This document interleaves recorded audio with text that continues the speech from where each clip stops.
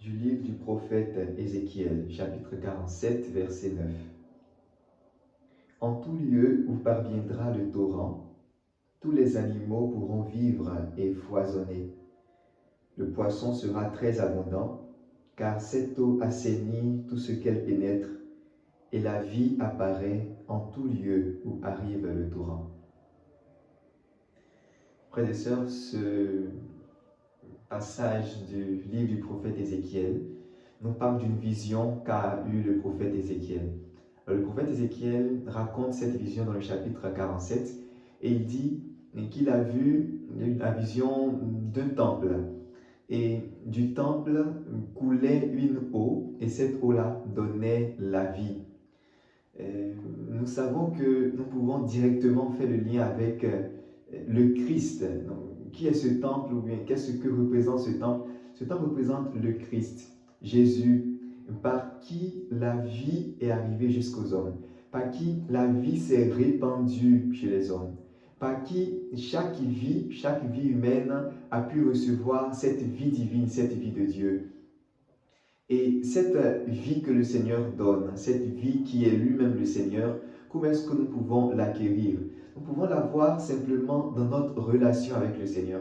Puisque le Seigneur Jésus est la vie, nous avons cette vie-là lorsque nous entrons en relation avec lui. C'est un peu comme l'eau, tout simplement. Pour pouvoir recevoir, disons, les bienfaits de l'eau, il faut la toucher, il faut la consommer, il faut en user. Et donc, pour recevoir les bienfaits du Seigneur, il faut entrer en relation avec lui. Et nous savons bien qu'on rentre en relation avec le Seigneur par-dessus tout par la prière. C'est dans la prière qu'on rentre en relation avec le Seigneur. Mais on parle du temple. On sait que le temple, donc le Seigneur, son corps, par exemple le temple, on sait que le temple n'est pas seulement un lieu où une seule personne va prier, mais où plusieurs personnes vont prier.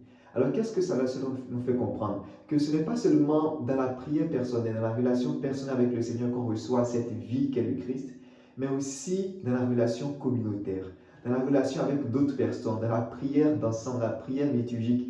Lorsqu'on se rassemble tous comme un seul homme, comme une assemblée, comme une église donc, qui est assemblée, alors cette vie-là aussi peut naître.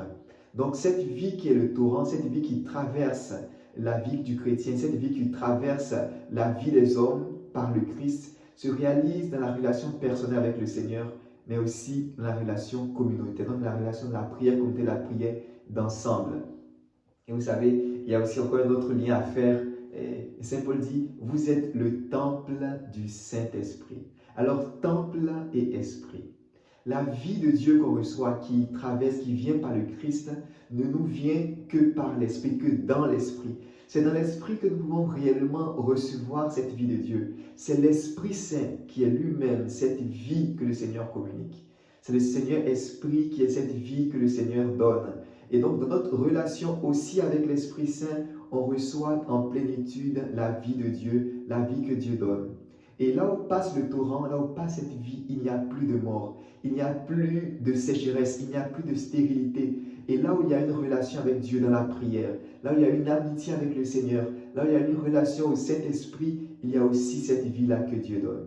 Voyez, frères et sœurs, combien est bon notre Dieu, combien il lui plaît de nous donner la vie par son Fils et par son Esprit. Alors accueillons cette vie-là en entrant quotidiennement dans une relation avec Dieu. Voyez, le livre des Actes des Apôtres, chapitre 2, au verset 42, nous dit qu'ils étaient tous assidus à la prière et à l'enseignement des apôtres. Donc prière personnelle, prière communautaire, enseignement, Esprit de Dieu. Donc tout ça entre ensemble et fait naître et fait grandir en nous la vie de Dieu.